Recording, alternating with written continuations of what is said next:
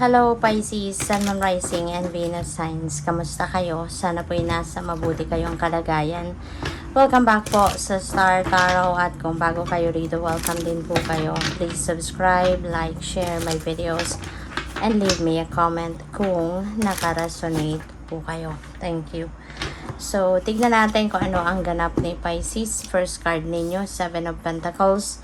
Si Seven of Pentacles, Pisces, this is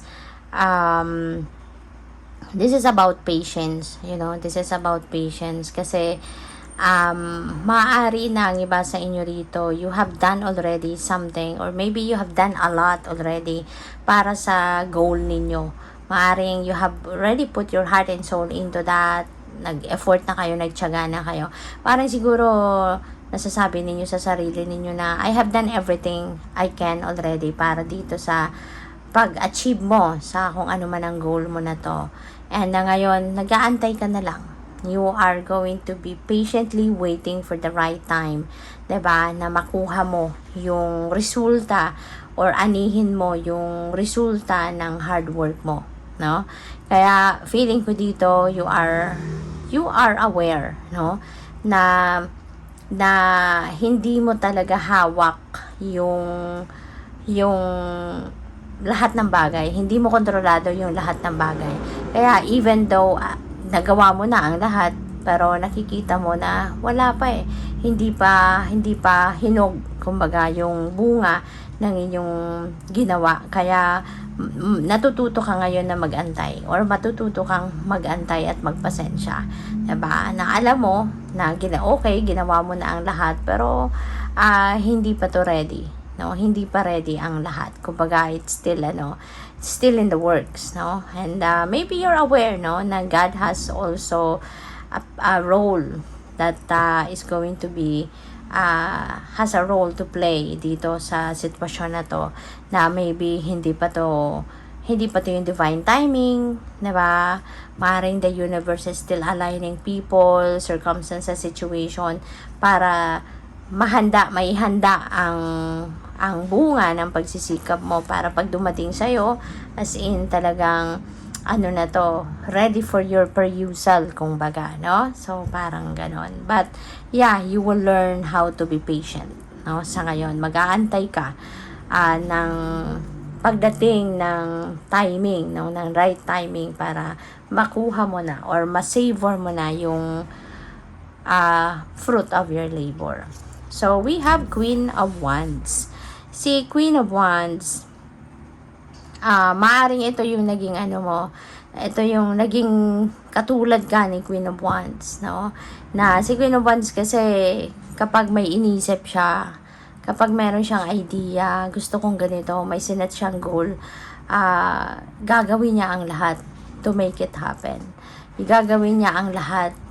She's going to do anything and everything talaga para na magtagumpay siya, para na mangyari talaga kung ano man ang mga bagay na dapat mangyari, ano man ang mga pinapangarap niya, gagawin niya ang lahat para dyan, Kaya maaring ganito ang naging attitude mo, kaya ito, 'di ba, ginawa mo ang lahat, 'di ba? So pwedeng ganito ang sitwasyon ninyo, kaya good for you, no? So mag-antay ka lang, tama yan, 'di ba? Mag-antay-antay ka lang, because when the right time comes, bongga ang ibibigay sa iyo ng divine.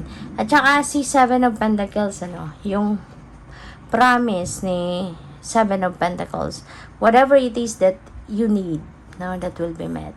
Kaya kung ano din dito, although wag kang mag-expect, na kung ano yung eksaktong gusto mong makita na resulta ng trabaho mo, yun talaga makikita mo. Kasi sometimes, 'di ba, yung akala natin makakabuti sa atin, hindi naman yun ang talagang makakabuti sa atin. Kaya mas bibigyan tayo ng divine na mas maganda dito, mas best doon kaysa sa iniisip natin. So, but anyways, kung ano yung bunga ng pagsisikap mo dito, 'di ba? Makikita mo 'yan, but maybe in a different form. Okay? So, what else? We have Ace of Wands. Yan. So, merong bagong opportunity na dadating. And for some of you, maaaring opportunity for a new career, for a new job. It may also require traveling, 'di ba? Mga ganyan na siguro ang dadating na opportunity for some of you. So, maraming salamat for subscribing, and if you haven't subscribed yet, subscribe na kayo. And also, maraming salamat din for not skipping the ads. Malaking tulong yun sa akin.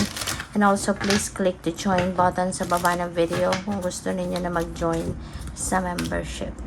So, next message ninyo, healing from the past. Ayan, so, this is good, no? Na kung meron man kayong mga nangyari na experiences ninyo in the past, na nasaktan kayo, nahirapan kayo, baka na-betray kayo, naloko kayo, whatever happened in the past, maaari ngayon tanggap mo na to. Maaari ngayon you have come to this point na may acceptance na sa kung ano ang nangyari. Kaya siguro maano ka na din, you will be willing to forgive na, no, sa those people na nakapanakit ng inyong damdamin in the past. Kaya handa ka na, no, na mag-heal. Handa ka na pumasok sa healing process. So, we have retirement for some of you. Magra-retire na. Maaaring nag-file na kayo ng retirement. Nag-apply na kayo for that. Pinoproseso na ang mga papeles, maaaring pinoproseso nyo na yung claim ninyo, yung para sa retirement benefits, ganyan. Or, maaari lang iba din sa inyo, baka nakapag-retire na, so ngayon ini-enjoy nyo na yung retirement days ninyo, retirement benefits ninyo, ini-enjoy nyo ng ang mga yan, so pwedeng ganyan ang ganap, no? Kaya, have fun, no? Have fun, kasi deserve ninyo yan, Pisces. Deserve ninyo na i-enjoy ngayon, no? Wala na kayong sinusunod na oras na gigising kayo na maaga, magpe-prepare for work, ganyan. So, ngayon, sarili nyo na yung oras ninyo, kayo na yung boss ng sarili nyo sa ngayon. So, have fun and enjoy. Okay? Maaring may mga bagay, no, na gusto kayong gawin noon habang kayo nagtatrabaho. Pero, dahil nakatali kayo sa obligasyon, sa trabaho ninyo, kaya maaring hindi nyo yun nagagawa. So now na maaring nasa retirement age ka na, or nakapag-retire ka na, so magagawa mo ng mga yan. Kaya have fun, deserve ninyo yan. New career. Para na-mention ko to kanina sa Ace of Wands, na ang iba sa inyo is entering a new career path. So, yan, eto na yon, no? May bago ng karera ang iba sa inyo, Pisces. Kaya, have fun and enjoy. Kasi, maaari, no, na panay travel kayo ngayon. Kasi, baka kasama yan, no, dito sa bagong karera ninyo. Good luck. Thank you for watching. Love and light. Namaste.